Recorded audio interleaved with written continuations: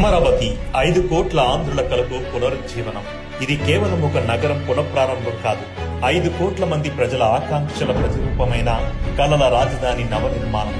అమరావతి కేవలం రాజధాని మాత్రమే కాదు, ఇది మన ఆత్మగౌరవం, మన భవిష్యత్తుకు పునాది. అమరావతిని కొందరు ఎడారిగా పోల్చారు, కానీ మేము ఒక గ్లోబల్ సిటీని ఊహించాం.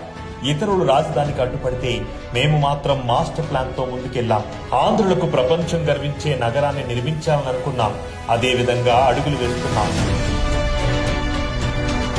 అమరావతిని నాశనం చేయడానికి ప్రయత్నించారు, కానీ సదాశయంతో సంకల్పించిన కలలు ఎప్పటికీ సజీవంగానే ఉంటాయి. ఈ రోజు ఆంధ్రుల కలల రాజధాని అమరావతి తిరిగి పునర్నిర్మించబడుతుంది. అమరావతి అంటే కేవలం భవనాలు నిర్మించడమే కాదు, నమ్మకాన్ని, విశ్వాసాన్ని కూడా నిర్మిస్తున్నాం.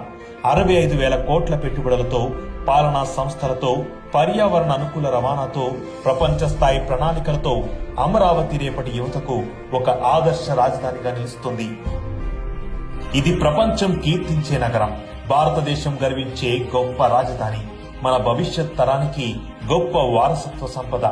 తమ భూమినిచ్చిన రైతులకు, ఉద్యోగాల కోసం కలలు కనే యువతకు ప్రతి ఆంధ్రుడు గర్వంగా చెప్పగలడు, ఇది మన రాజధాని అని.